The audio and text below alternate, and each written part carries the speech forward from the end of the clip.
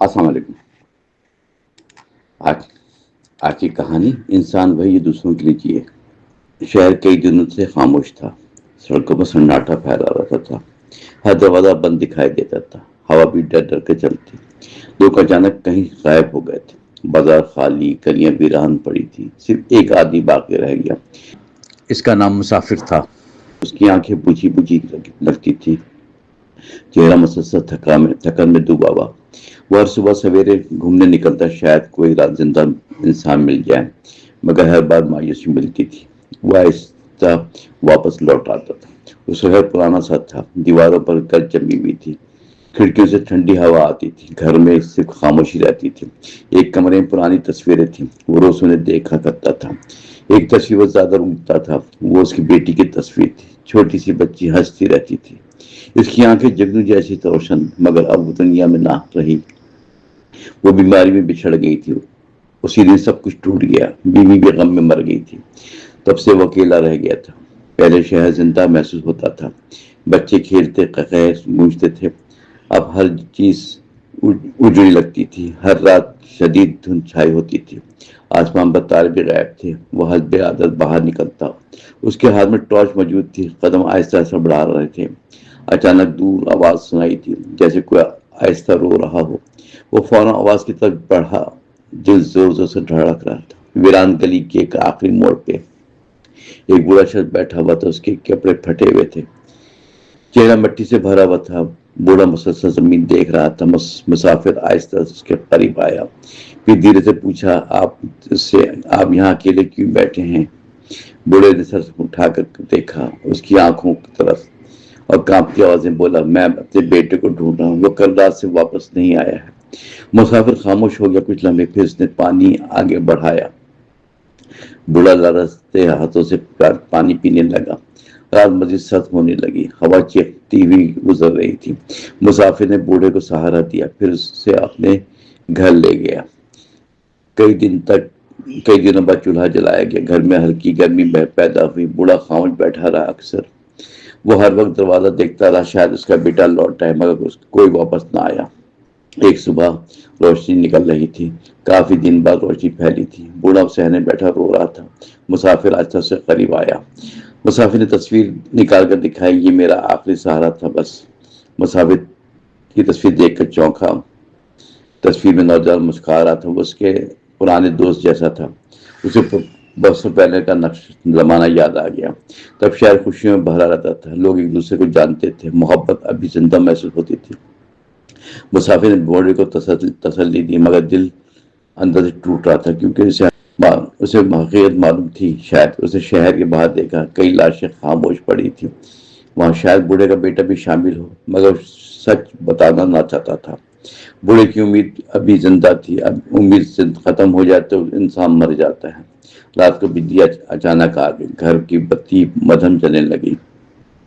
دونوں حیرت سے ایک دوسرے کو دیکھتے رہے۔ ٹی وی بھی اچانک چل پڑا، اس کی بس صرف شور سنائی دے رہا تھا۔ پھر ایک آواز ابھری آہستہ سے، اگر کوئی زندہ ہے سن لے، شمالی علاقے میں محفوظ جگہ موجود ہے، وہاں چند لوگ ابھی بھی زندہ ہیں۔ مسافر کی آنکھوں میں روشنی آئی، بوڑھے نے بھی امید سے دیکھا۔ کئی لمحے دونوں خاموش بیٹھے رہے، پھر مسافر نے فیصلہ کیا، ہمیں فوراً وہاں جانا چاہیے۔ اب گلی صبح دونوں سفر پر نکلے، راستے سے انسان خوفناک لگ رہے تھے، ہر طرف ٹوٹی گاڑیاں پڑی ہوئی تھیں، دیواروں پر دھواں سے جما ہوا تھا، کبھی کبھی کتوں کی آواز آتی تھی، مگر انسان کہیں دکھائی نہ دے رہے تھے۔ بوڑھا تھکن سے رک جاتا تھا، اکثر مسافر سے سہارا دیتا تھا۔ کئی میل چلنے کے بعد آخر وہ ایک پرانے اسٹیشن پر پہنچے۔ وہاں پر ایک ٹرین خاموش کھڑی تھی، دروازے آدھے کھلے ہوئے تھے، سب ہوا اندر عجیب محسوس کر رہی تھی۔ مسافر آہستہ اندر داخل ہوا، ہر سیٹ خالی دکھائی دے رہی تھی، مگر ایک کونے میں بیگ رکھا تھا۔ اس نے بیگ کھول کر دیکھا، اندر ایک چھوٹی سی ڈائری موجود تھی۔ آخری صفحے پہ لکھا تھا، اگر کوئی یہ ڈائری پڑھ لے تو دعا کرنا میں زندہ رہوں۔ مسافر دیکھتا صفحہ دیکھتا رہا، پھر خاموشی سے ڈائری بند کر دی۔ اسے اپنی بیٹی یاد آ گئی تھی، وہ بھی ایسی باتیں لکھتی تھی۔ وہ آہستہ اس کے پاس آیا، پھر بوجھے لہجے نے پوچھا، ہم سب کسی نہ کسی انسان میں زندگی گزار لیتے ہیں اکثر۔ مسافر نے سر جھکا لیا، خاموش۔ دونوں اسٹیشن پر رکے تھے، باہر تیز بارش برس رہی تھی، اندر اندھیرا مسلسل بڑھتا جا رہا تھا. اچانک قدموں کی آواز سنائی دی. دونوں فوراً چونک کر کھڑے ہو گئے. سامنے ایک لڑکا کھڑا تھا, کانپ رہا تھا. اس کے ہاتھ زخمی دکھائی دیتے, آنکھوں میں شدید خوف بھرا ہوا تھا. مسافر فوراً سے قریب پہنچا, پھر آہستہ سے پوچھا, کیا ہوا ہے؟ لڑکے نے سانسیں تیز چل رہی تھی. وہ مشکل سے چند لفظ بول پایا, میں کئی دن سے بھٹک رہا ہوں, سب لوگ مجھے چھوڑ کے چلے گئے ہیں. بوڑھا اسے سینے سے لگا کر رویا, شاید اسے اپنا بیٹا یاد آ گیا. مسافر نے لڑکے کو پانی پلایا, پھر تینوں خاموش بیٹھے رہے. کئی برس بعد محسوس ہوا سفر اب پہلے جیسا نہ لگا. صبح بارش رک چکی تھی, آسمان صاف دکھائی دے رہا تھا. تینوں دوبارہ راستے پر چل پڑے. لڑکا کمزور مگر بہادر لگتا تھا. وہ بار بار پیچھے دیکھتا تھا جیسے کسی سے ڈر رہا ہو. ایک پر اس نے ایک راز بتایا, شہر میں بیماریاں اچانک پھیل رہی تھی, لوگ ایک دوسرے سے دور ہو گئے تھے, پھر نفرت بڑھتی چلی جا رہی تھی. ہر شخص صرف خود کو بچانا چاہتا تھا. اس خود غرضی نے سب کچھ ختم کر دیا. مسافر خاموشی سنتا رہا, کیونکہ یہی سچ بات باقی بچی تھی. کئی دنوں بعد پہاڑ دکھائی دیے, وہی شمالی علاقے کی سرحد. تینوں کی رفتار تیز ہو گئی. دل میں چھوٹی سی امید جاگی. شام تک دروازے تک پہنچے. لوہے کا بڑا گیٹ بند تھا, اوپر سپاہی پہرا دے رہے تھے. مسافر نے زور سے آواز دی, ہم زندہ لوگ ہیں, دروازہ کھولو. کافی دیر خاموشی چھائی رہی, پھر گیٹ آہستہ سے کھلنے لگا.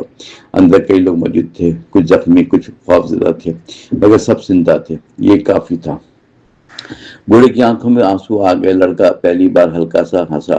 مسافر نے اس کی آسمان کی طرف دیکھا, شاید برسوں بعد شکر ادا کیا. وہاں ایک عورت جب سب سنبھال لیتی تھی, اس کا چہرہ سخت مگر مہربان. اسے تینوں کو کمرہ دیا, کھانا بھی کافی عرصے بعد ملا. رات کو سب لوگ اکٹھے بیٹھے, ہر شخص اپنی کہانی سناتا رہا. کوئی اپنی بچوں کو کھو بیٹھا, کوئی والدین سے جدا ہو گیا. ہر دن میں درد چھپا ہوا تھا. مسافر خاموشی سے سب سنتا رہا. پھر اچانک اور اس کے پاس آئی, تم خاموش لگتے ہو اکثر.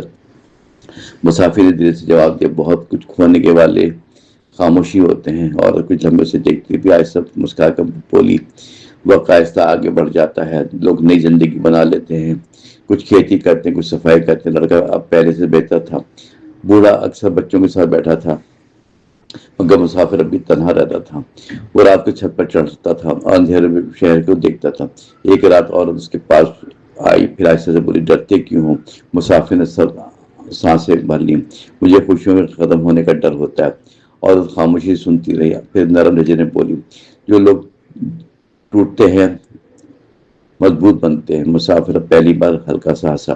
کئی مہینے گزر گئے. مسافر سے آبادی اب بہتر ہونے لگی.